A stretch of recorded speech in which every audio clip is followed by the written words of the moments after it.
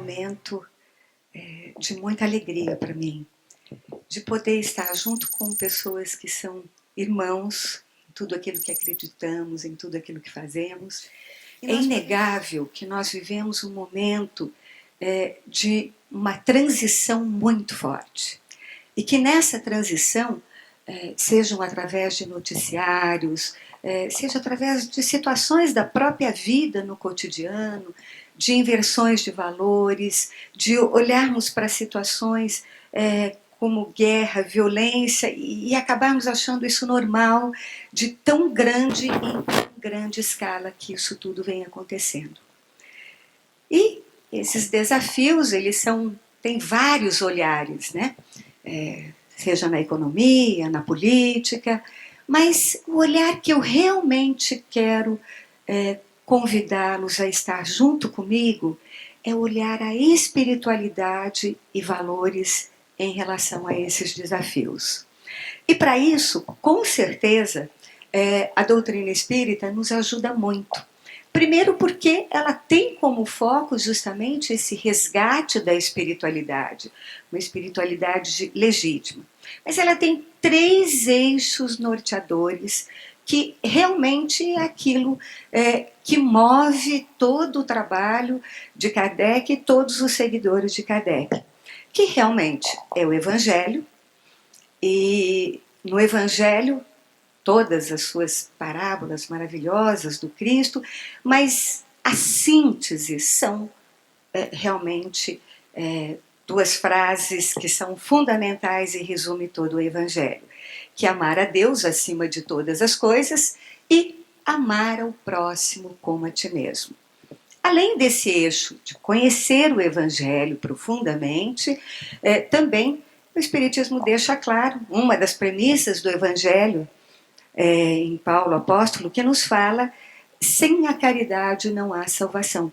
Então, todo o trabalho que as comunidades espíritas, as casas espíritas fazem, e mais ainda, que estimulam que nós possamos praticar a caridade. E o terceiro eixo, que é proposto dentro da doutrina espírita, é que nós também façamos a reforma íntima.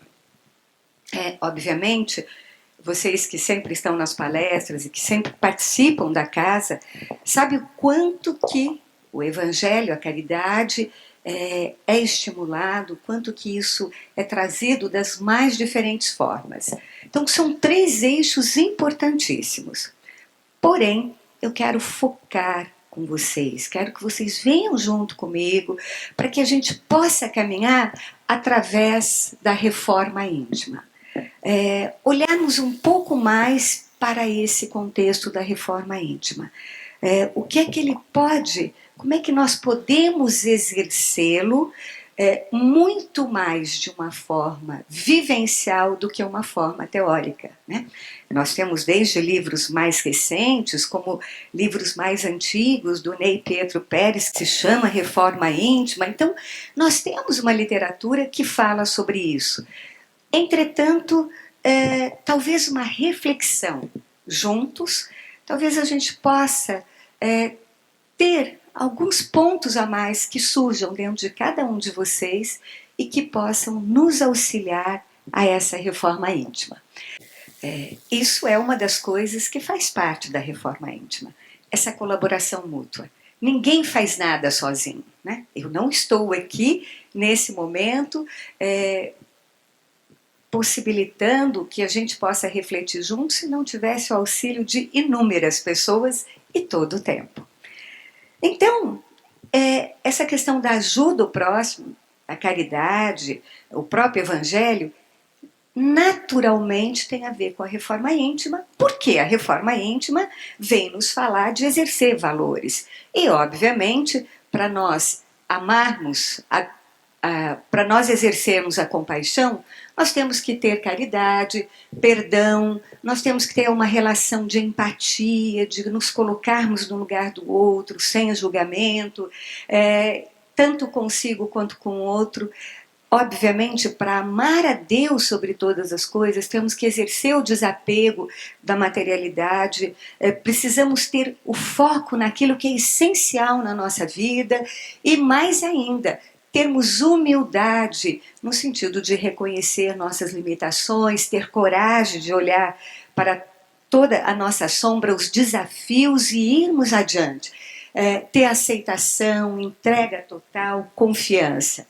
Então, embora nós vamos estar falando sobre a reforma íntima, não é um eixo que se desprende e que esteja separado dos dois grandes eixos maiores da doutrina espírita, que sem dúvida é o Evangelho e a caridade. Então, vamos avançar um pouco, trazendo essa especificação para a reforma íntima. Bom, obviamente, a reforma íntima, a primeira coisa que ela nos propõe é o autoconhecimento.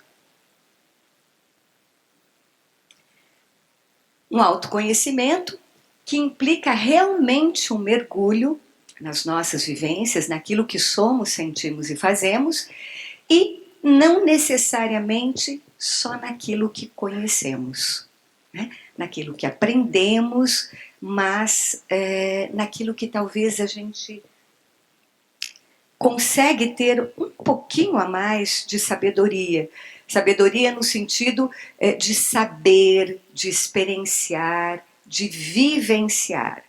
E essa é uma jornada, né, que talvez a gente pode ficar bem tranquilo, que nunca nós vamos chegar ao topo dela e dizer já sabemos tudo, já fizemos toda a reforma íntima, já me trabalhei muito. Não, sempre há um convite, quando nós chegamos a um estágio, há um convite para um outro degrau e outro, e assim sucessivamente. Então, entendam que em nenhum momento nós estamos trazendo a reforma íntima como uma forma de nós sermos perfeitos. Isso não é parte ainda do nosso estágio evolutivo. E nós termos essa humildade, sabermos olhar para isso, é muito importante. Então, é este autoconhecimento que vai nos levar gradativamente, mais e mais e mais, a vivenciar a espiritualidade, né? A exercer realmente a espiritualidade em toda a sua acepção da palavra. A espiritualidade é um dos aspectos que ele favorece as experiências espirituais emergir naturalmente valores positivos. Quando nós temos experiências espirituais, quando nós estabelecemos uma conexão, naturalmente emerge valores.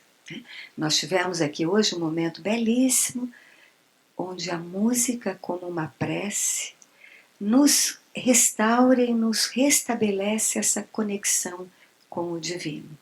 E com certeza, naquele momento, se nós fôssemos perguntar para cada um de vocês as palavras e a vontade e o desejo que vocês iriam emanar, seria de amor, de ajuda, de aceitação, né? Então, há um mecanismo fantástico, maravilhoso que o divino nos coloca, que quando a gente vai nutrindo essa conexão, naturalmente valores positivos emergem, como verdade, solidariedade, bondade. Então, a espiritualidade vai nos auxiliar a fluir nesses valores. E quando nós falamos dos grandes desafios, de todo o sofrimento, de todas as contradições, de diferenças tão grandes que existem no nosso planeta, com certeza, se esses valores estivessem sendo exercidos por todos, teria diminuído. Com certeza, não temos a pretensão de achar que teria extinguido todo e qualquer sofrimento, porque o sofrimento ele faz parte, sim, do nosso processo evolutivo. Entretanto, existem alguns sofrimentos que eles podem ser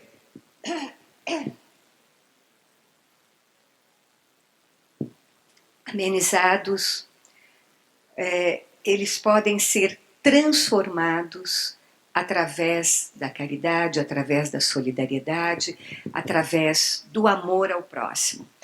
Então, é disso que nós estamos juntos refletindo.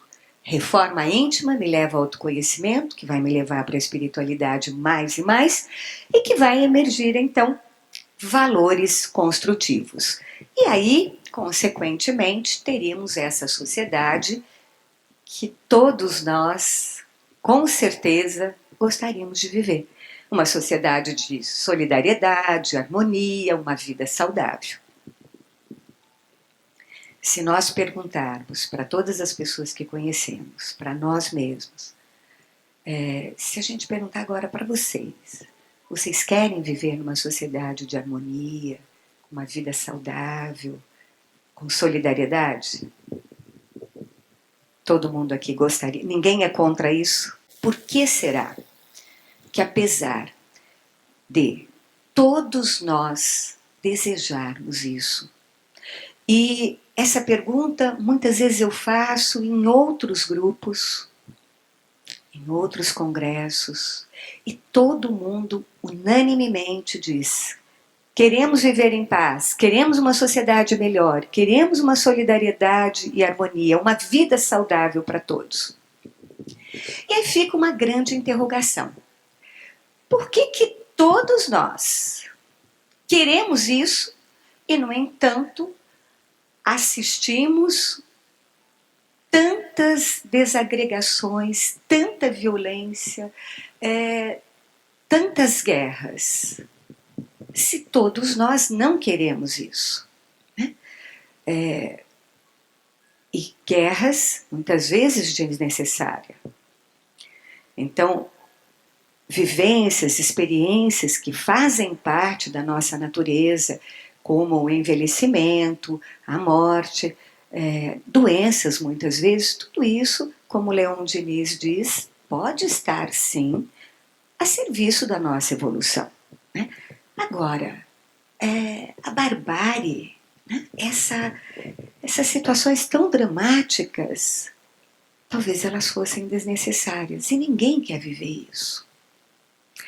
Então, o ponto que eu quero trazer, pedir para vocês, venham junto, vamos refletir sobre isso, é justamente como que a reforma íntima pode nos ajudar a diminuir essa distância entre aquilo que queremos, entre aquilo que conhecemos, para viver o Evangelho, para praticar o Evangelho, não só na casa de Jesus, mas em todas as casas espíritas e muitas outras também religiões, seja o cristianismo, seja na sua forma mais antiga, seja o cristianismo tradicional.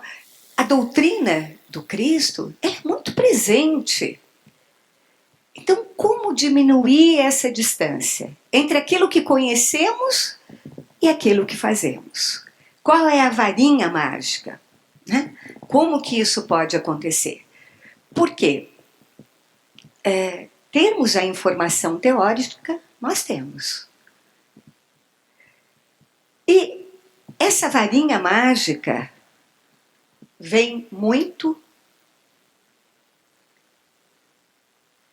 para mim como sendo realmente nós, seres humanos. Nós somos, de alguma forma, esse ser que pode favorecer essa redução de distância entre o conhecer e o fazer. Porque todos os valores que estão no Evangelho, eles são exercidos através do ser humano. Então, nós temos duas notícias. Uma é ruim. Estamos vivendo uma situação dramática. Estamos vivendo uma situação dos mais tipos e diferentes níveis de violência e agressão, né? Então, a situação é muito ruim. Essa é a péssima notícia. Mas a boa notícia é que a solução também está aqui no planeta. Somos todos nós. E quando a gente, então, ouve isso, reflete, chega à conclusão, sim, os valores estão no ser humano, então, portanto, nós, como seres humanos, vamos transformar, vamos fazer acontecer, e esse mundo vai ser um mundo melhor. Eu diria para vocês, isso vem acontecendo. E também, apesar de todos os desafios, não podemos negar que, mesmo diante de tanta violência e barbárie, já avançamos muito. Só que hoje nós temos mais recursos. Muito mais pessoas se debruçaram e se debruçam sobre essas questões para nos auxiliar a diminuir essa distância entre o conhecer e o fazer. E é nessa perspectiva que nós podemos trazer um dos elementos que pode nos auxiliar na reforma íntima. Existem vários, como vocês sabem. Mas esse é um dos elementos que vai poder nos ajudar. E eu quero me valer exatamente de uma reflexão que está no Velho Testamento. Na verdade, de uma metáfora que a gente utiliza em relação a um dos personagens do Antigo Testamento. Dentro do próprio Espiritismo, muitas vezes se recorre ao Antigo Testamento para a compreensão de que o Antigo Testamento veio nos trazer a lei, né? A chamada lei do talhão, olho por olho, dente por dente, e os 10 mandamentos e Moisés. E o Novo Testamento veio dizer, olha, agora é o amor. Mudou da lei de causa e efeito para a lei do amor. Então isso nos ajuda, enquanto casa espírita, a refletirmos também o papel do espiritismo no sentido de não só ficarmos atribuindo as nossas dores e sofrimentos a uma vida passada ou a pessoas que nos perseguem de vidas passadas e que você tem dificuldade, né, a você sair dessa olho por olho, dente por dente, sair dessa causa e efeito para dizer, agora estamos em uma outra etapa evolutiva. Agora nós estamos na lei do amor, na lei do perdão, no momento de perdoar ao outro e no momento de nos perdoarmos também por talvez tudo aquilo que possamos ter feito de barbárie em outras existências, mas que hoje estamos numa outra etapa e hoje podemos fazer diferente. E que se fizermos numa determinada etapa da nossa evolução coisas ruins, 5, 10, podemos hoje fazer 100 mil coisas boas. Então, isso também nos ajuda nessa comparação. Embora, claro, nós temos inúmeras coisas importantes que são refletidas no Antigo Testamento e que muitas vezes nos auxiliam. Porque a gente descobre que, na verdade, o Antigo Testamento ele está falando muito dessa nossa humanidade. Ele está falando muito de características que temos enquanto humanidade, né? Com alcances e limites, com amor e com ódio, com violência e punição, né? Fez, levou. Então, talvez por isso, algumas vezes se recorrem ao Antigo Testamento para compreendermos um pouco mais da nossa humanidade. E, em especial, nós vamos trazer aqui para nos auxiliar a aprofundar esse autoconhecimento 2 grandes mecanismos de defesa que foram criados, foram, na verdade, refletidos de uma forma metafórica por Abraham Maslow. Abraham Maslow foi aquele psicólogo que, em 1968, oficializou a psicologia transpessoal. O que significa isso? Em 2 palavras, colocou a espiritualidade como importante. Ele diz, não basta se conhecer em termos só da sua cognição, não basta você se conhecer em termos das suas emoções. Precisamos também trazer à tona a espiritualidade. Ele dizia o seguinte, que sem a espiritualidade, deixando ela adormecida ou reprimida, a humanidade se torna nihilista, violenta, apática, perde o sentido evolutivo.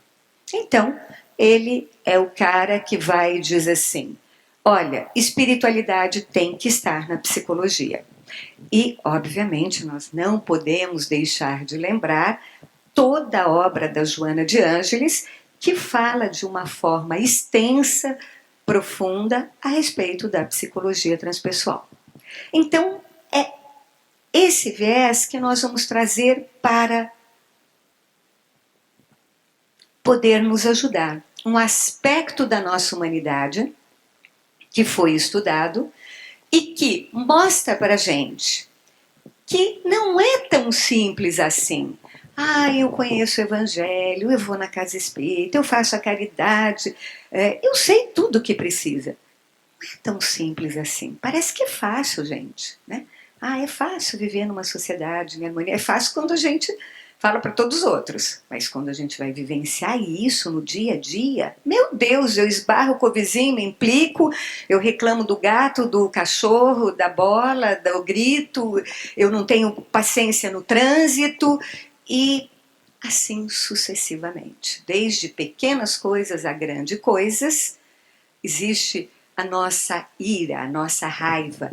Existe a raiva quente, que é aquela que a gente explode, né? É aquela que você fica vermelha e não dá. E todo mundo já sabe, ele tem uma personalidade forte, ele é assim mesmo.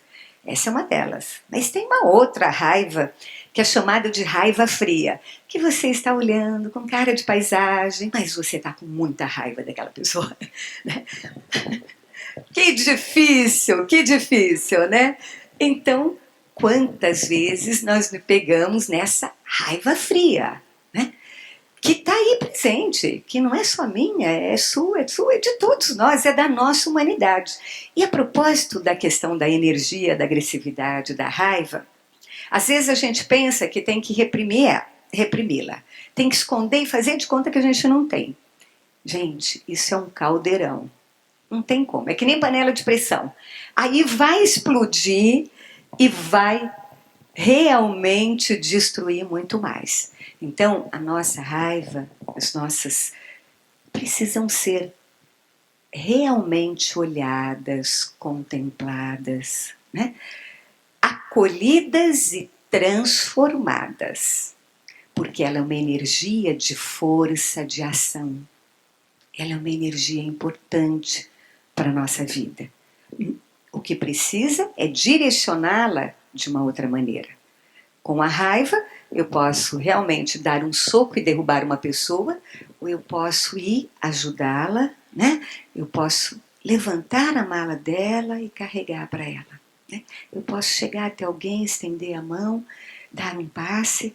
A energia em si é a mesma, mas ela é transformada, ela é reorientada. Então, não basta nós reprimirmos. Nós precisamos olhar, isso é parte da nossa estrutura. De alguma forma, isso que nos possibilitou realmente vivermos e superarmos desafios muito antigos da nossa era mais primitiva. E a vida é mais ou menos assim, né, gente? Ela é imprevisível. Não tem um roteiro, não tem um script pronto. E nós precisamos sempre poder lidar com aquilo que nos chega. Né? Não importa o que mas precisamos sim lidar com aquilo que nos chega. Ok. Bem, avançando então, nós estávamos justamente falando entre essa distância do conhecer e a espiritualidade. Estávamos falando da reforma íntima como uma perspectiva de reduzir a distância entre o que conhecemos e fazemos, e mais ainda, falamos que é muito difícil, que não é tão simples, não é tão fácil dizer, eu vou amar o próximo, eu vou perdoar, A gente parece tão simples, né? Aquilo que Cristo nos ensinou, só caridade, amar o próximo, amar a Deus, nossa, poxa, né? Mas não é tão simples. Então, eu contei para vocês de vários autores, mas em especial um, que é o Maslow, que traz a espiritualidade para a psicologia. E também nos ajuda a olhar para a espiritualidade através da psicologia. Veja, não é engessar ou reduzir, mas ajuda a refletir alguns aspectos.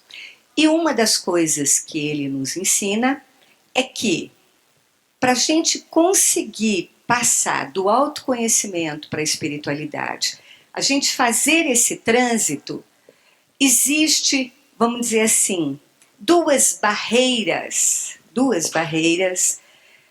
que nós precisamos olhar, precisamos vencer, que é chamado de mecanismos de defesa, que é justamente a dessacralização e o complexo de Jonas.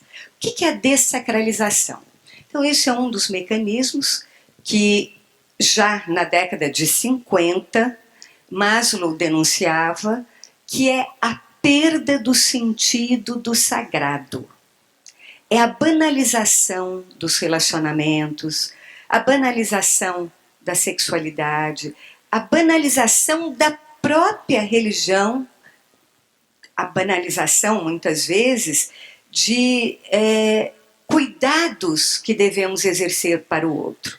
E o pior, que ele diz o seguinte, que isto tem acontecido tanto e de uma forma tão grande e generalizado na nossa sociedade, que nós entramos numa coisa que se chama normose.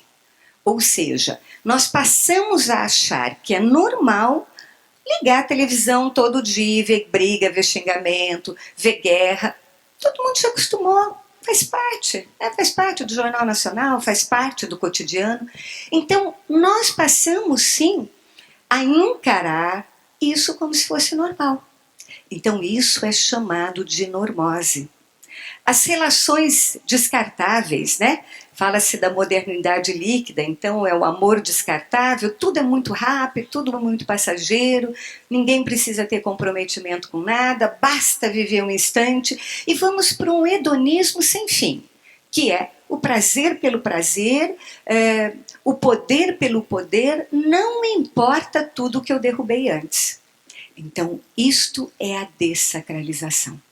Então, nós precisamos contribuir para reencantar o mundo, para realmente olharmos para a sacralidade dessa nossa existência, olharmos a natureza, né, seja uma árvore, só uma flor, seja o abraço com alguém, o cuidado com alguém, como algo sagrado. Tudo isso são maravilhas e maravilhas que nos são oferecidas diariamente e principalmente aqui no Brasil. Né? Nós temos sol o dia para praticamente todos os dias do ano.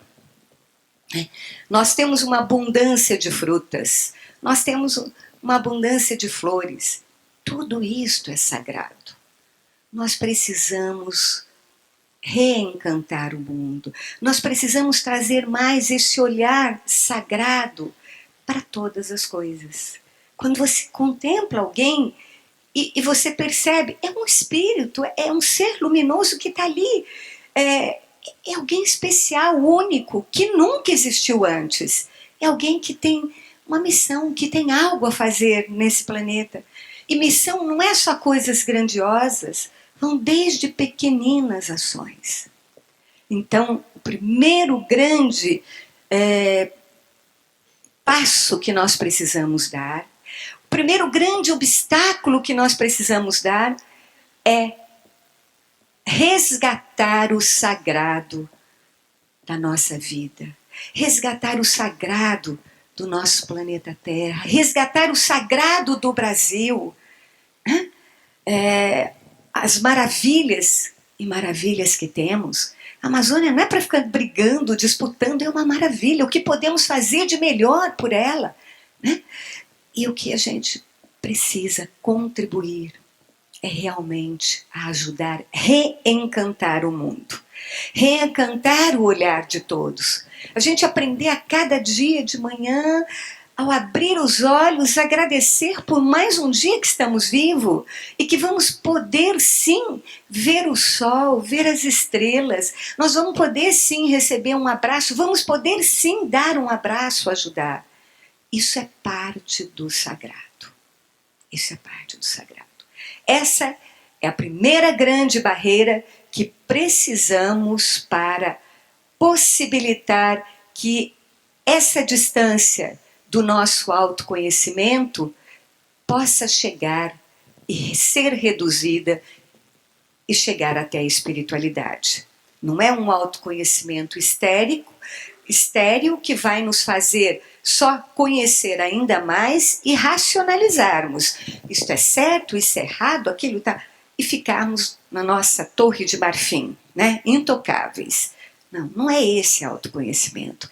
É algo mais profundo, que passa pelo coração, que passa pela nossa humanidade, que passa pelo sagrado.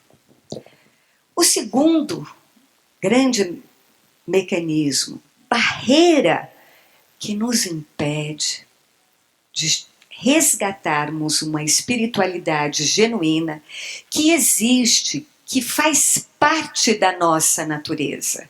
Aqui viemos e aqui nascemos porque somos seres espirituais. Seres espirituais encarnados. Um espírito sem corpo, ele é um guia, ele é um ser de luz, ou até um ser que precisa de orientação, mas não é um ser humano.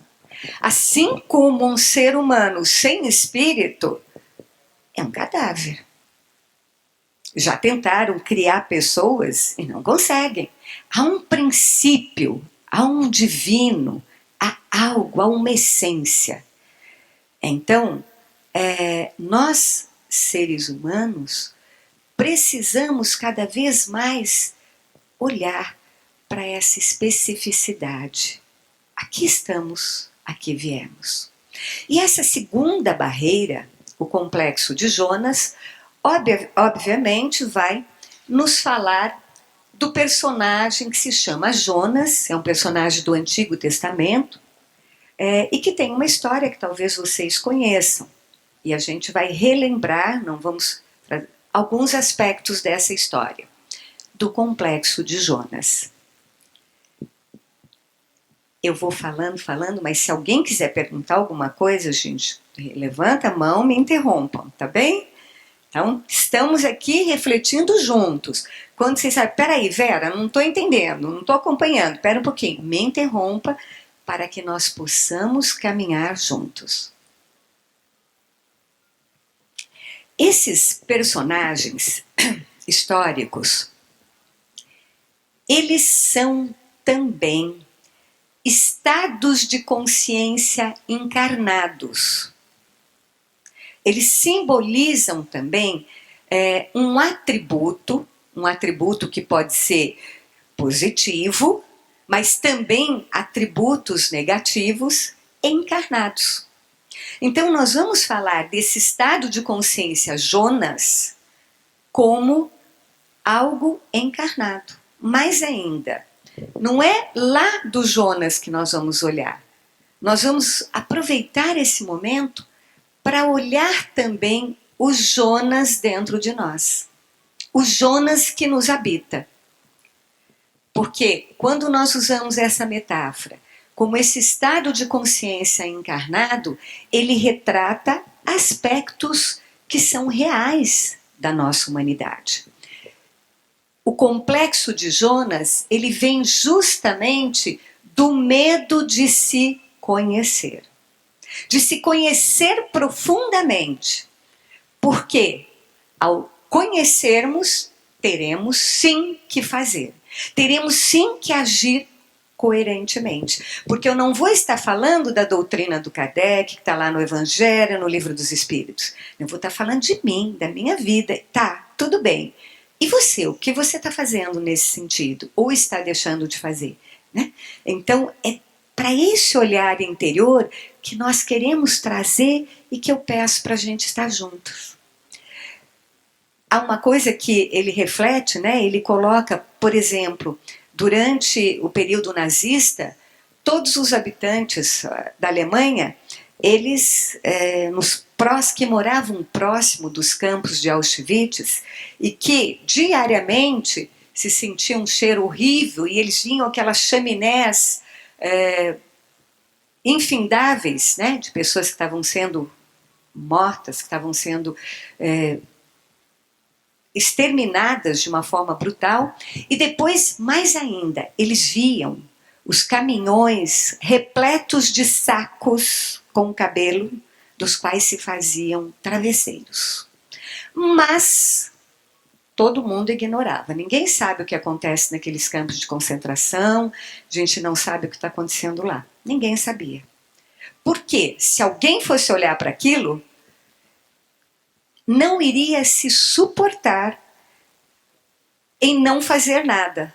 Ou então diria, eu sou muito covarde, porque estão exterminando multidões de pessoas, de crianças a adultos, e eu não estou fazendo nada. Então, muitas vezes, nós temos sim medo de nos autoconhecer.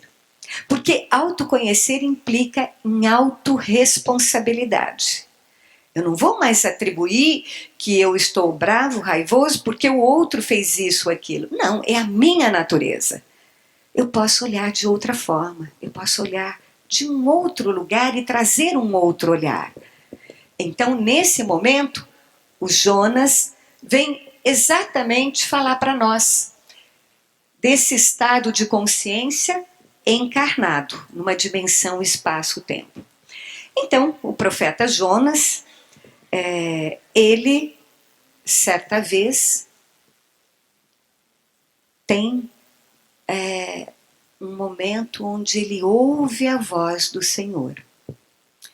E essa voz que ele ouve diz assim, Jonas, Jonas, vá para Nínive, lá está acontecendo coisas terríveis. Você precisa salvar aquele povo, você precisa levar a minha palavra, você precisa ajudá-los. E o Jonas dá um passo para trás e diz, eu? Imagina, sou um pobre coitado, quem sou eu para fazer isso? Eu?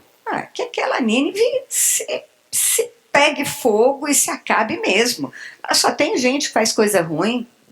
Não, eu ir lá? Não. Não, isso não é para mim. Isso não é para mim. Outras pessoas mais capazes, mais fortes vão fazer isso. Não, isso não é para mim. E o que o Jonas faz?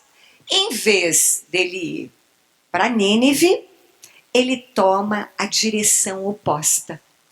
Ele vai para Tarsis. E quando ele vai em direção ao porto, ele vê, eu quero ir para Tarsis, é o extremo oposto de Nínive. Ele vê um barco, né, que ia sair, e ele, sem dúvida, entra lá e vai para o fundo do barco. E fica lá e fala, agora eu vou para Tarsis. Não tem nada a ver com aquela história dos ninivitas. Não quero nem, isso não é para mim, isso não é para mim. Bem, então Jonas vai embora, entra no barco e segue viagem oposta em direção àquela para a qual ele foi chamado. Bem, nesse momento, o que acontece?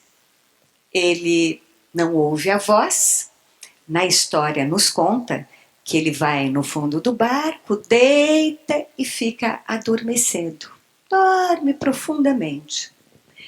E o que simboliza isso em nós, em cada um de nós? Simboliza justamente o adormecimento sem cumprir missão alguma. É quando nós ficamos deitados no barco da nossa vida, deixando ir ao léu. E ficamos paralisados, dormindo. Não, preciso descansar. Não, isso é quando eu me aposentar. Ah, não, quando tiver condição, quando eu tiver... Aí eu vou participar, eu vou um dia lá tomar um passe numa casa espírita, eu vou conhecer, né? Agora não é meu momento. Então deixamos essa consciência adormecida. Esse é o momento, então, de que nós não cumprimos a nossa missão, não olhamos para a nossa vocação, para o nosso chamado. E ficamos, então, adormecidos sem cumprir missão alguma. Nesse sentido, o complexo de Jonas, ele vem nos denunciar, ele vem nos alertar para o nosso medo, o medo de desapegarmos. A gente já está conhecido, eu já sei quem eu sou, já sei do jeito que eu sou, por que eu vou inventar moda e querer mudar, ou querer saber, ou querer outras coisas? Não, né? É o homem que tem medo da mudança, é o homem que está apegado, né? É o medo de desapegar, de ser livre internamente e de ir além do eu. A espiritualidade é esse convite, para nós irmos além disso que conhecemos como matéria, como regras sociais estabelecidas, porque muitas vezes elas são uma normose, são regras patológicas, doentes, mas o que acontece? Se eu não fizer isso, eu vou ser rejeitado. Né? Se eu não fizer isso, eu posso ser abandonado. Então, nós temos medo da rejeição, temos medo do ostracismo, de ser, por exemplo, repudiado pelos nossos pares. Então, eu faço parte de um grupo profissional. Lá eu não posso falar de espiritualidade, imagina, vão achar que eu sou louco da cabeça. Não, né? Então, nós vamos nos justificando. Nós temos medo de sair do nosso quadradinho. Nós ficamos no nosso quadradinho. Nós temos medo de fazer o exercício do abandono, da confiança lúcida, madura, com aquilo que nos é coerente, com aquilo que nos toca, com aquilo que nos move, e não sermos só manipulados pelas coisas que vêm de fora. Vocês sabem que existe um chamado nível subliminar, do qual nós somos bombardeados, né? As notícias, a televisão. Então, isso entra, nós estamos lá adormecidos, não refletimos sobre nada, vai entrando e nós vamos pegando como se fosse verdades. E pior que brigamos com outro que assiste outro noticiário e que pegou uma outra coisa como verdade. Então fica todo mundo, só que fora, brigando, mas ninguém olhando para si. E o que ocorre então? O nosso Jonas vai crescendo e achando que é assim que deve continuar, que está muito bom. É aquele que foge da vocação por medo de ser diferente e de ir para o ostracismo. Ele vai refletir então sobre a nossa missão, sobre a nossa vocação, lembrando aquilo que eu disse. Não pense, às vezes, quando a gente fala missão, a gente lembra, por exemplo, de uma missão de Chico Xavier, né, que é algo gigante. Então, isso não é. Às vezes, missão é algo muito pequeno. É um passo só que você precisa dar diferente do que você está fazendo. Né? Então, é algo que vai atingir aqueles que estão ao seu lado, que vai auxiliar. Então, é este passo. E nesse sentido, então, como é o nosso verdadeiro ser? Não fugir disso, daquilo que é mais essencial, aquilo que nos move, aquilo que nos entusiasma. É importante ouvirmos essa voz dentro.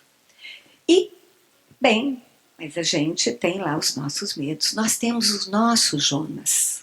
Né?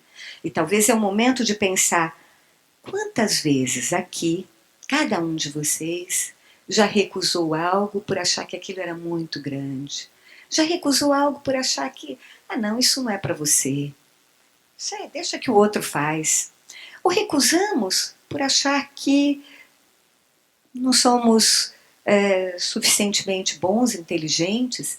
Quando eu falo dessa recusa, gente, não é só recusa a coisas que são ruins.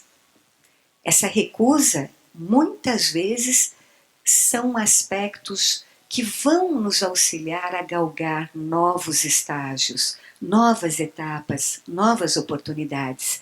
Na literatura, por exemplo, Freud trazia muito a respeito desta incapacidade. Ele conta, por exemplo, de um professor assistente que invejava muito o diretor e que, quando chegou a época desse diretor se aposentar e ele era o que ia assumir a diretoria, ele adoece profundamente e ele não consegue assumir o cargo. Nós temos também, muitas vezes, por uma coisa que é chamada de solidariedade invisível, inconsciente, familiar, no qual muitas vezes nós não queremos ir além para não superar os nossos pais.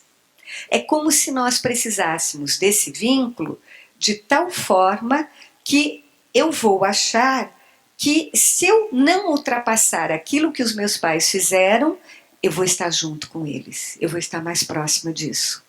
Óbvio que é uma coisa inconsciente, mas é uma coisa já muito estudada e falada a respeito dessa solidariedade invisível familiar. É um momento de nós nos lembrarmos também que nós somos a realização dos sonhos dos nossos antepassados. Então, quando nós assumirmos de irmos além daquilo que nossos pais foram, de ter uma compreensão às vezes até diferente, quem sabe ele tinha um viés religioso, ou nem tinha religião, mas você sente uma devoção maior. Então, esse ir além não é só, eu tenho que arregaçar manga, eu vou ter que trabalhar, carregar pesa, subir uma montanha. Não é só isso.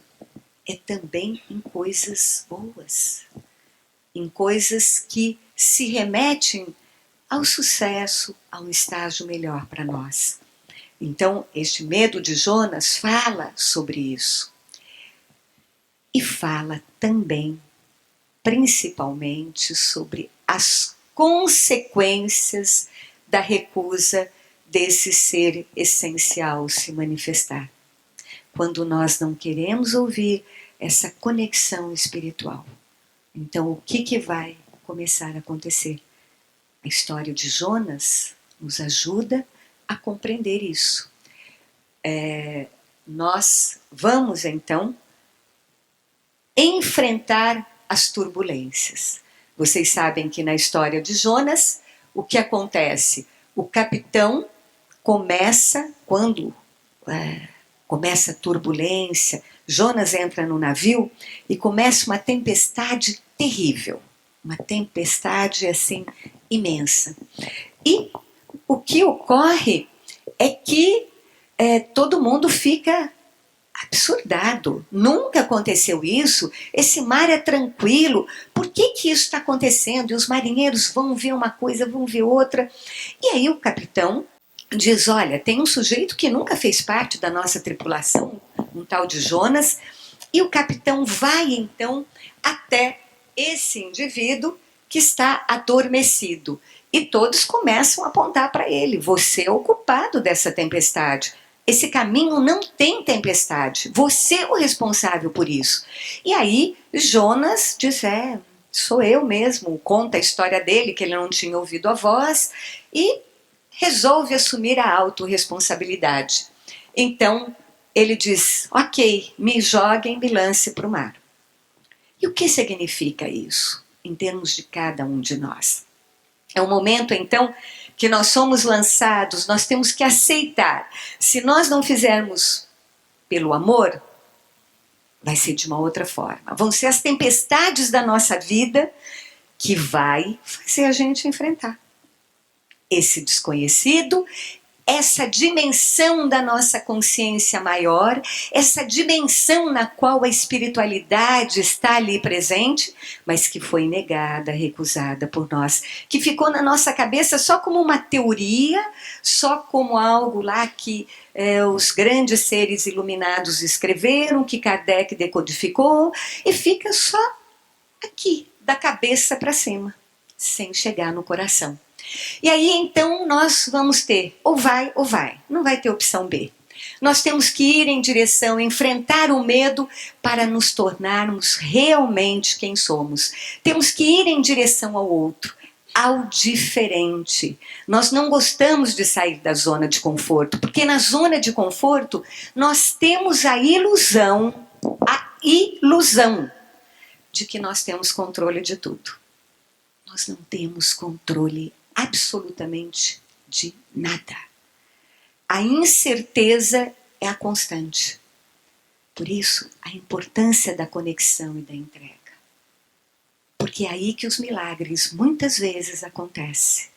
É a rendição diante da nossa limitada humanidade humana. Essa dimensão mais humana limitada. Temos alcances, mas temos limite. Precisamos olhar para isso. E nesse sentido, o conhecimento, esse diferente, que é ir em direção à mudança. E aí, o que acontece quando ele é jogado? Nós vamos então entrar nessa dor da dimensão do desconhecido. Nós não vamos ter que confrontar o outro, nós vamos ter que confrontar a nós próprios. Nós vamos ter que olhar muitas vezes para as mentiras, aquilo que mentimos para nós mesmos, que deixamos de lado por medo, a verdadeira identidade. Quando nós negamos a nossa essência espiritual, quando nós negamos, veja, não é negar em termos de conhecimento, em termos de informação teórica, mas é negar no exercício, no fazer. Essas tempestades, então, são imensas. Essas tempestades do exterior, na verdade, é um reflexo do interior. É um reflexo dessa recusa do desejo do ser. Isso gera tempestades na nossa vida. E, obviamente, todos nós vivemos, sim, grandes tempestades. Ou menores tempestades em diferentes momentos da vida. E é quando a gente precisa olhar, peraí, como é que está lá dentro de mim? O que eu estou negando? Do que eu tenho medo? O que eu estou fazendo essa incongruência entre aquilo que eu tenho a informação, mas não estou praticando? E aí, essa não aceitação, essa tempestade interna, essa fragmentação interna, é o que gera a tempestade no exterior. Essa descida ao mar simboliza a descida ao inconsciente. Nós somos muito mais do que o mero estágio de consciência de vigília. Ele é importante, esse estado que todos nós estamos agora. Na consciência de vigília, nós temos essa relação de causa e efeito, uma linguagem similar para que todos nós possamos nos compreender. Mas além da consciência de vigília, nós temos a dimensão do inconsciente, onde temos aspectos que são genuínos, que são nossos, que são únicos.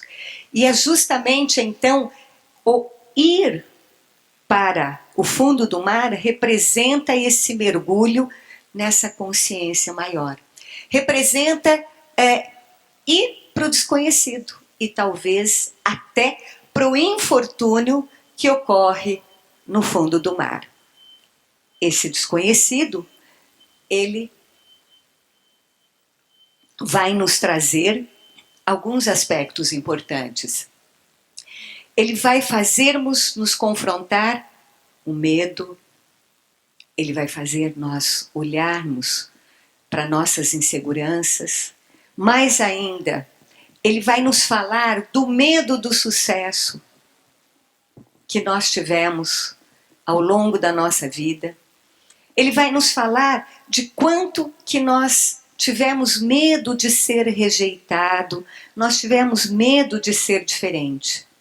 É quando então nós temos um momento de enfrentamento, de encontrar a saída, de renascer. Renascer de um estágio, de um estado de consciência, de um nível de consciência para outro nível de consciência mais amplo.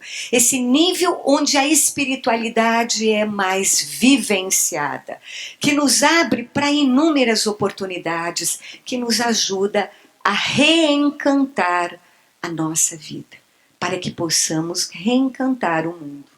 E nesse sentido, uma das coisas, né, que Jonas, quando ele mergulha dentro do mar, acontece, é que ele é engolido por uma baleia. E aí conta-se então que Jonas fica 3 dias no ventre dessa baleia. Dentro da literatura espiritual, nós vamos encontrar muito essa analogia da noite escura da alma. Né? São João da Cruz falava sobre isso. Muitas e muitas vezes nós passamos então por essa noite escura da alma. E muitas vezes é nesse momento que vem a força mais genuína. Nós não temos mais nada a perder. Mais nada a perder. Temos que nos render, que nos integrar. E nesse momento, então, nós ampliamos a nossa consciência. Quando nós realmente dobramos o nosso joelho diante da nossa limitação e pedimos ao Pai que segure nas nossas mãos, que nos ajude, que começamos realmente a trazer essa reconexão. E é isso que Jonas faz. Dentro do fundo da baleia, sentindo-se sem saída, ou eu vou morrer ou eu vou morrer. Peraí, tem aquela voz que eu podia ter ouvido e não ouvi. E quando ele se lembra da voz, imediatamente Jonas ajoelha e ele reza. E ele ouve: Jonas, Jonas, lembra-te do teu ser que é. Lembra-te dessa essência genuína, que é a única coisa que você verdadeiramente tem. Essa centelha do divino. Esse divino que nos criou e que criou todo o universo. E Jonas, então, na sua oração, ele lembra desse ser que é e ele diz: sim, por favor, se eu conseguir sair daqui, eu prometo que se você me salvar, eu vou te ouvir. Eu vou lá até Nínive, eu vou salvar os ninivitas. E quando Jonas, nessa oração, nessa reconexão profunda espiritual, diz isso, imediatamente ele é lançado ao mar.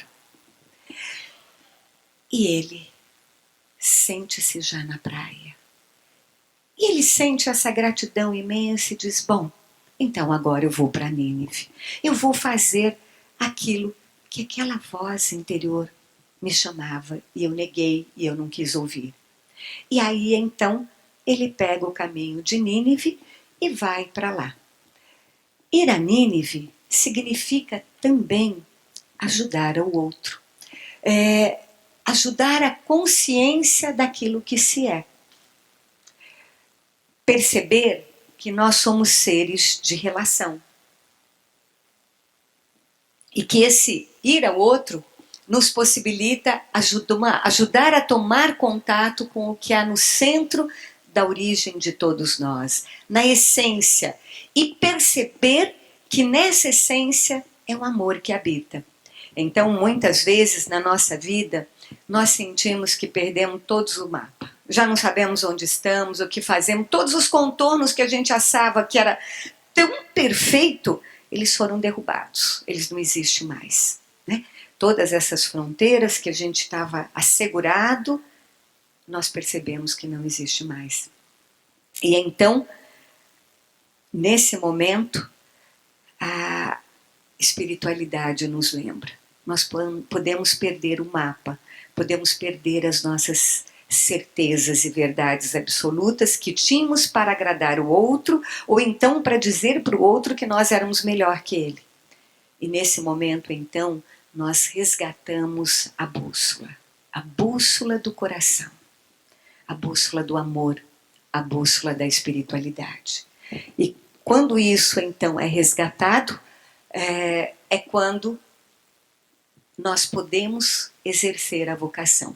E na história de Jonas, o que acontece é que ele chega a Nínive e, para surpresa dele, ele vai lá numa colina, começa a falar: arrependam-se, vocês estão praticando iniquidades, vocês vão ser destruídos, arrependam-se, vocês precisam resgatar a conexão espiritual.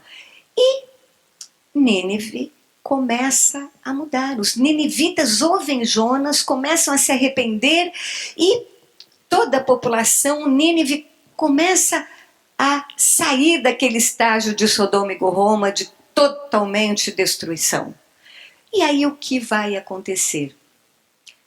Jonas vai falar com o rei de Nínive e diz assim: ok, toda a população agora, ela já se transformou, mas existem os culpados. E você vai ter que matar em praça pública todos esses culpados que deram início a isso. Que convenceram os ninivitas a tantas iniquidades, que quase extinguiram com Nínive. E aí o rei leva um susto. Fala: não, Jonas, não, eu não vou fazer isso. Eles se arrependeram. Não importa, eles foram os chefes, eles foram os donos de toda essa maldade que aconteceu em Nínive. Você tem que matá-los, e matá-los em praça pública. Você tem que fazer isso. E o rei não aceita de jeito nenhum. Ele não aceita fazer isso. Jonas fica indignado. E sabe o que Jonas faz? Ele simplesmente vai embora para o monte, diz: quero ficar sozinho, não adianta, aquilo que eu faço não mandam, eu fiz aquilo que me mandavam, recuperei Nínive, mas agora ninguém quis a punição para aqueles que eram os responsáveis por tudo isso. Né? E aí, nesse momento, ocorre algo importante, que o Senhor faz nascer pela manhã uma bela árvore. Então Jonas, ao despertar, vê uma árvore belíssima lhe dando sombra. Ele fica encantado, ele fica feliz, ele realmente se sente maravilhado. Mas qual não é a tristeza de Jonas? Pois no final do dia, essa árvore fenece, essa árvore está morta. E aí ele realmente fica inconsolável. Ele diz: não posso acreditar mais em nada. Nada tem jeito. E ele fica numa tristeza profunda. Eu não sou aquilo que eu pensei, nem aquilo que eu ouvi. Aí ele fica indignado. E aí vem a voz novamente e lhe diz: Jonas, Jonas, olhe para o teu coração. Você está tão triste, você está tão derrotado por uma árvore que nasceu pela manhã e feneceu ao final da tarde, e você não está tendo a compaixão por 120 mil ninivitas. Você queria que eu matasse todos aqueles que tinham corrompidos, mas que se arrependeram, que era metade da população. Como, Jonas? E então, nesse instante, Jonas percebe que o maior medo que ele tinha não era só da sua grandeza. Seu maior medo era o medo de amar. Era o medo de ter uma bondade maior do que aquela que ele acreditava. Porque a bondade ia até a 2ª página e meia. Não era aquela bondade incondicional de se acolher, de amar incondicionalmente a si e ao outro. E muitas vezes todos nós aqui temos medo dessa bondade. Porque achamos que é ser ingênuo, porque achamos que é ser bobo. Não, imagina, não, de jeito nenhum. Então, esse medo realmente gera muitas tempestades na nossa vida. Porque não é amar o inimigo, não é aquele outro que nos percebe, mas é amar a parte de nós que nós não aceitamos. É enfrentar a nossa Nínive interior, é enfrentar a nossa sombra. É o momento de nos percebermos que o meu perdão vai até a 2ª página e meia. que a minha aceitação de mim também vai só até a 2,5 página. Eu não consigo me perdoar se não sair as coisas tão perfeitas ou como eu gostaria que saíssem. Então, essa relação de amar o outro, de perdoar o outro, é uma relação direta entre nos amarmos e nos perdoarmos. E também é importante lembrar que esse auto-perdão e esse amor não significa passar a mão e achar que podemos continuar a fazer iniquidades. Não, significa autorresponsabilidade. Peraí, isso não foi legal, ok, mas foi o que eu dei conta de fazer até aquele momento. Agora eu posso fazer diferente. É daí que vem a força, é daí que vem realmente a dimensão do espiritual. A dimensão onde nós vamos estar mais integrados, nós vamos estar mais unidos, nós vamos estar olhando também para as nossas raivas, para as nossas maldades, para as nossas manipulações, para todas as coisas que mentimos para nós mesmos e achamos assim, vamos tentando nos convencer ao longo do tempo. E nesse sentido, então, amar a sombra é algo que nos pesa, que nos incomoda. Porque, na verdade, essa sombra é o amor que nós recusamos dar. Nós não adoecemos só por termos coisas ruins dentro de nós. Muitas vezes, e para Maslow, dentro da transpessoal, ele diz, sempre adoecemos, na verdade, porque não conseguimos nos aceitar, não conseguimos nos amar a sombra para poder transformá-la. Nós acabamos projetando a sombra no outro e ficamos imunes a isso. E aí vem as tempestades, e as tempestades tornam a vir. Porque, na verdade, essa sombra é a retenção da luz. Vamos pensar nos primórdios do tempo, quando nós estávamos lá, que éramos seres muito mais primitivos, nós tínhamos essa agressividade muito mais terrível, nós comíamos o outro vivo. Então, essa energia fez com que esse homem foi devastando, foi destruindo muitas coisas. Mas ela também fez esse homem caminhar. Então, hoje, nós vivemos, na verdade, uma barbárie interna, no sentido de negarmos essa dimensão de sombra em nós, só que quando fazemos isso, retemos a luz. Precisamos aprender que quando nos abrimos o coração, nós vamos começar a olhar para nós com mais caridade. Nós vamos olhar para nós com mais empatia. Nós vamos fazer isso naturalmente com o outro. Não vou fazer isso de uma forma forçada, porque como já está acontecendo dentro de mim, vai ser natural eu fazer isso para o outro. E a cada dia sempre vai aparecer um outro que vai nos ajudar a termos que vencer mais um, mais outro e mais outro degrau, e assim sucessivamente. Esse é o chamado da evolução. Porque realmente, nesse momento, nós precisamos olhar para esse medo. Nós precisamos olhar para o medo de amar, de ir além desta normose, daquilo que se é estabelecido como certo e errado. Nós precisamos nos libertar desse medo do sucesso, da grandeza. A força espiritual acreditou em nós, nos colocou nesse planeta Terra para virmos sim ajudar a transformar, não um planeta de transformação, mas um planeta de rendição, um planeta evoluído. É esse mesmo planeta que era um planeta primitivo. E que foi melhorando. Mas a doutrina deixa claro, esse não é o estágio final, nós podemos melhorar muito mais, nós podemos ir além. E podemos deixar um legado cada vez melhor para os nossos filhos, para os nossos netos, para os nossos descendentes. Precisamos realmente nos libertar de uma bondade que tudo pode compreender. E nesse sentido, o Evangelho sempre nos traz uma maestria. sempre nos traz algo muito importante. Quando nós temos esse medo de uma bondade que tudo pode compreender, é claro que há certas coisas que na nossa humanidade, nos nossos limites, nós não conseguimos aceitar.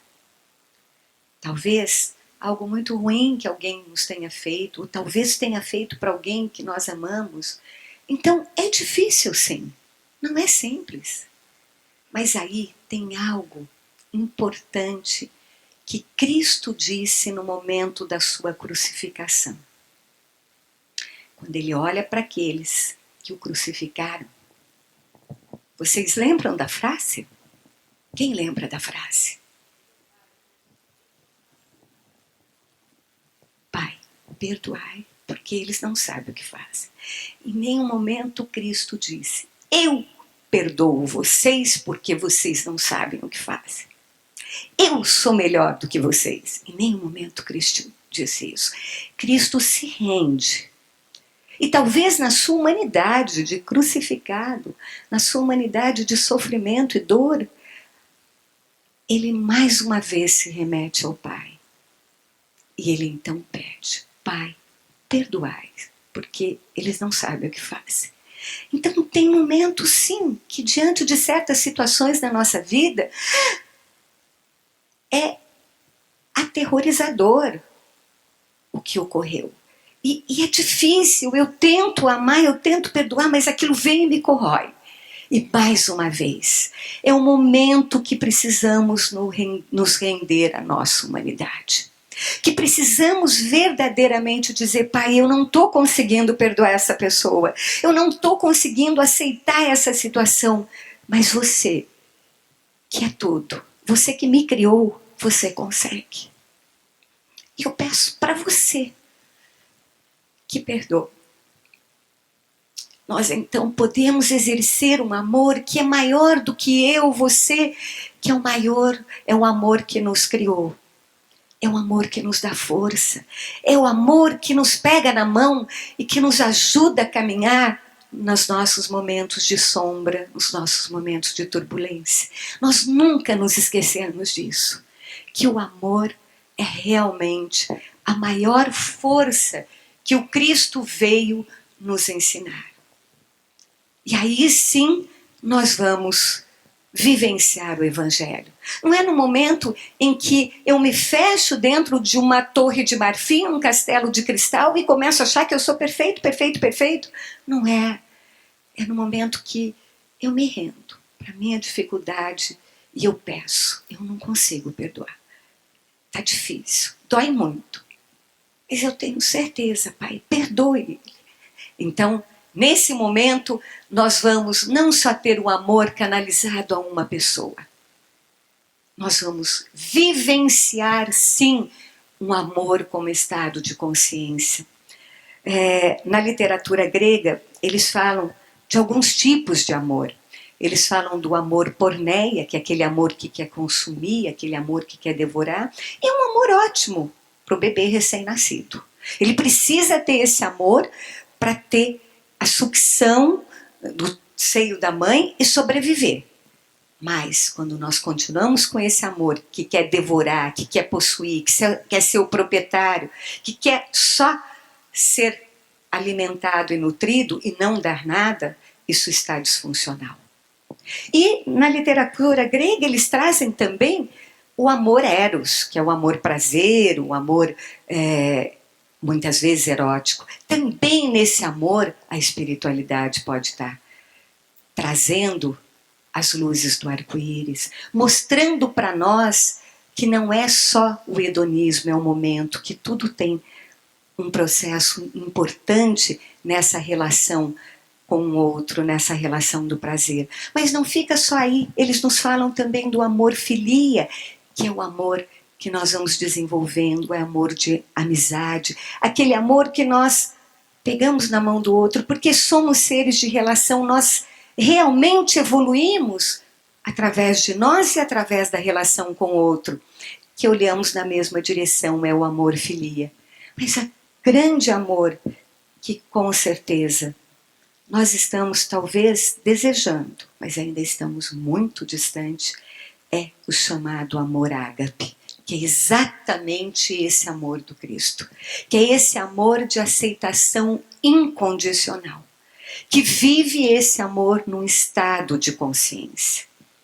Então, é óbvio que nós muitas vezes não conseguimos, mas precisamos conhecer e saber que é esse o amor que um dia certamente os seres que viverão nesse planeta estarão exercendo esse amor ágape. Mas para que isso aconteça num futuro talvez não tão distante, uma vez que a evolução está cada vez mais acelerada, nós precisamos dar esse passo. Nós precisamos dar o primeiro passo.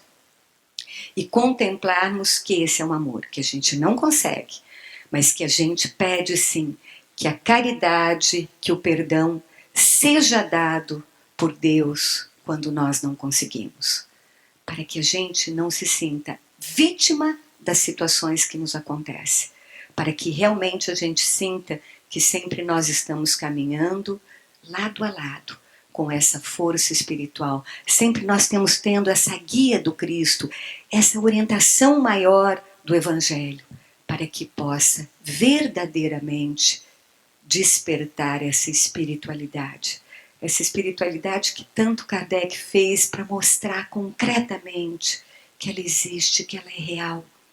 E que ela não deve ser só almejada em relação ao futuro, mas ela tem que começar aqui. Porque mais do que ninguém nós da doutrina espírita temos que saber, não é porque você morre que vira santo.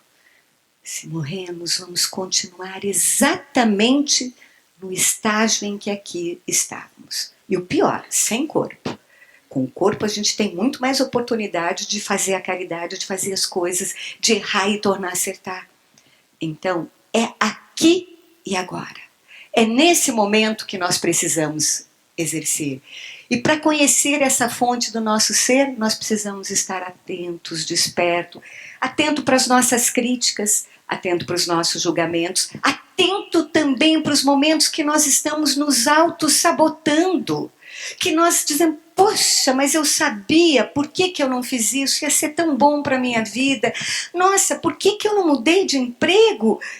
Também atentos e despertos para os momentos que nós nos sabotamos, para o momento que às vezes nós poderíamos ter ficado calado e pedido essa força do divino que nos ajudasse a aceitar tudo que a gente estava ouvindo, mas não conseguimos. E aí falamos coisas e, como vocês sabem, são 3 coisas que não voltam mais, né? O tempo que passou, a pedra lançada e a palavra dita. Então, é em muitas e muitas situações que essa presença do Jonas está em nós.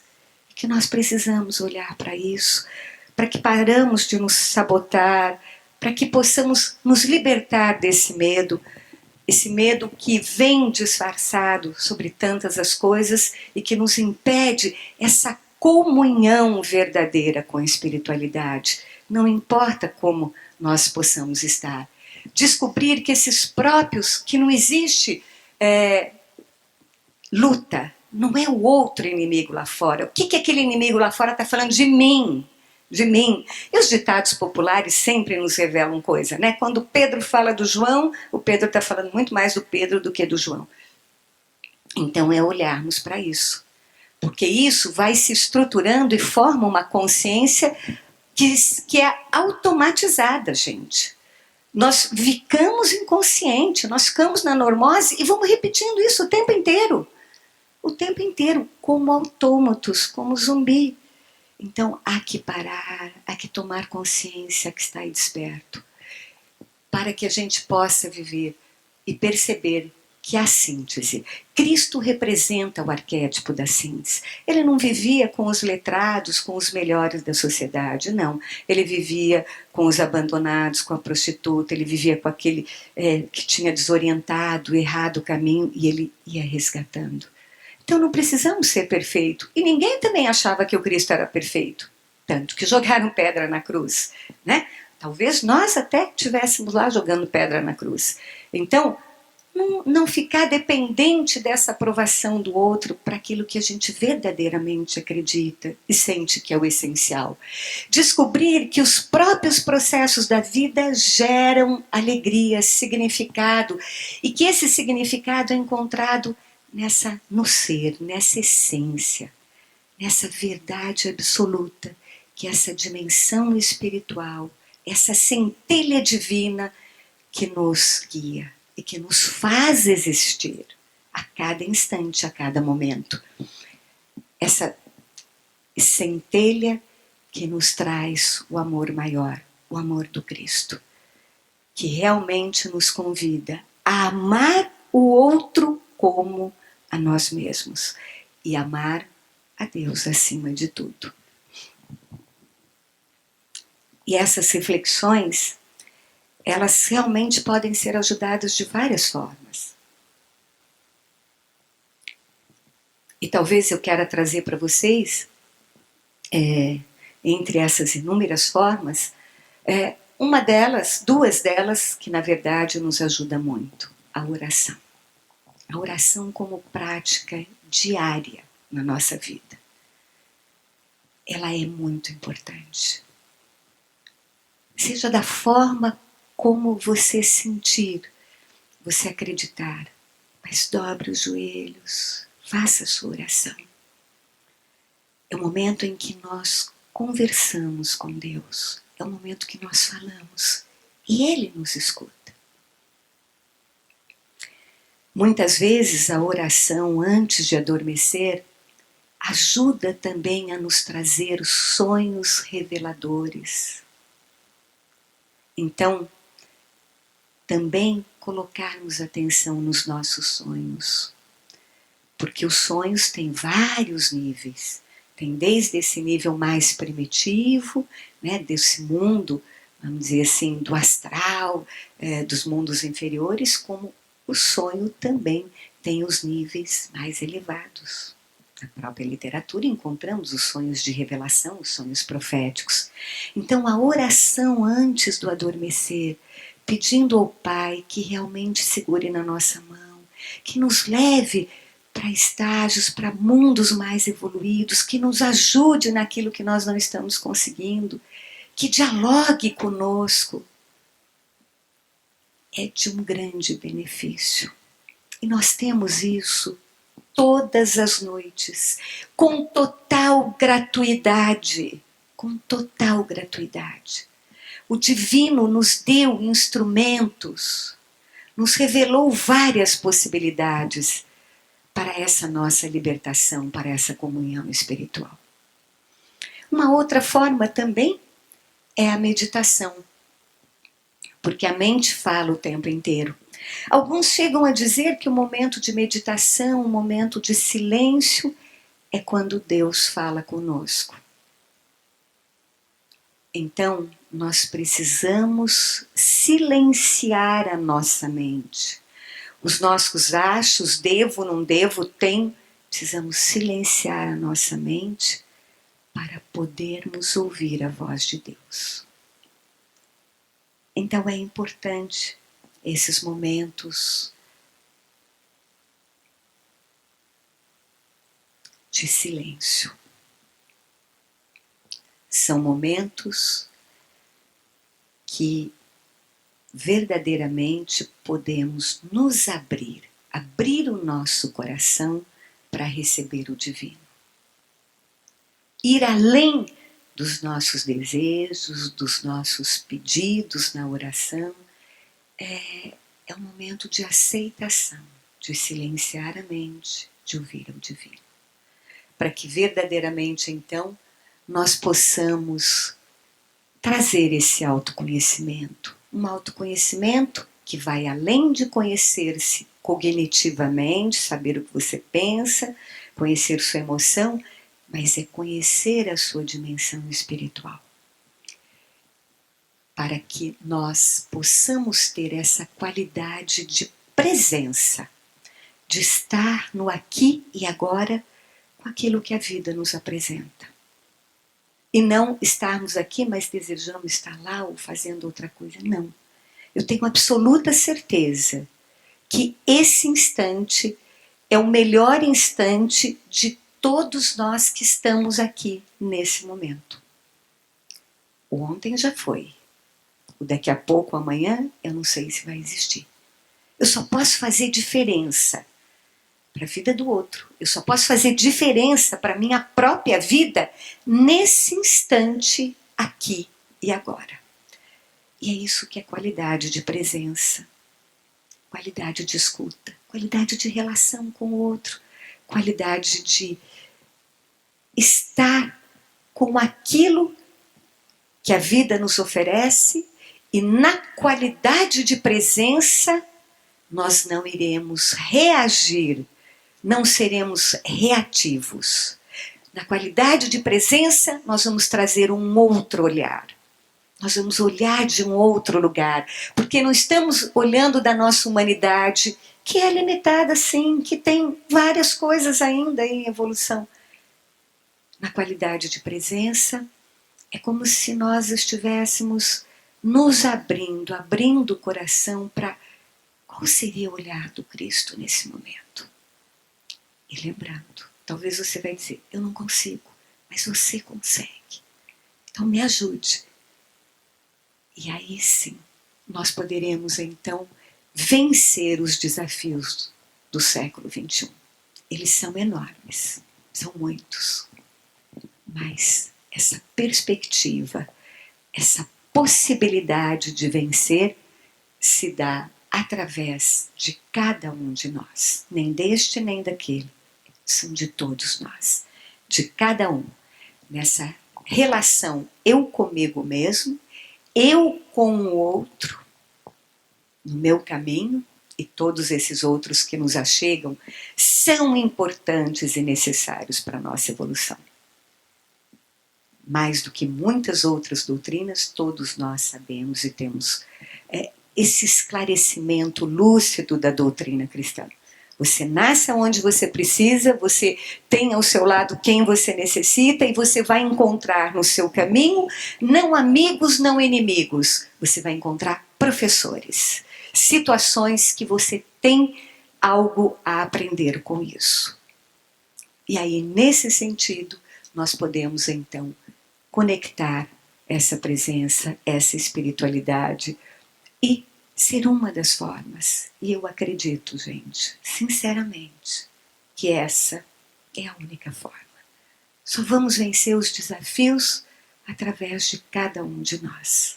É nesse sentido que nós vamos, sim, cada vez mais promover uma grande transformação, que nós vamos favorecer com que esse nosso planeta tão maravilhoso, o planeta Terra, seja um planeta de regeneração, um planeta de evolução. Né? Não só esse planeta que nos traz situações de adversidade, mas um planeta abençoado que nos traz tantas bênçãos, tantas dádivas, a maravilha das maravilhas, como nós podemos contemplar e viver quando estamos presentes. E é então, nesse momento, que eu gostaria de completar, de encerrar essas nossas reflexões e estar aberto para o que vocês gostassem, talvez muito mais do que perguntar, né? Porque aqui todos nós estamos aprendendo o tempo inteiro. Talvez de refletir e trazer, e que também possa contribuir com todos nós que estamos aqui. Então, esse é um momento em que quem desejar pode também estar trazendo a sua contribuição. E isso fez sentido para você? Para mim também faz total sentido.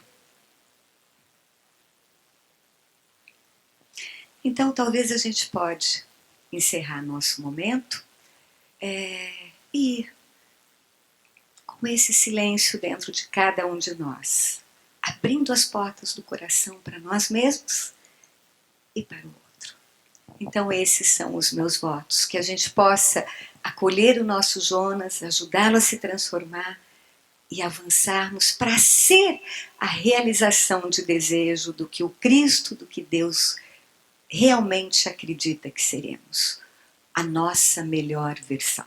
É isso que Deus quer da gente, é isso que o Cristo ensina.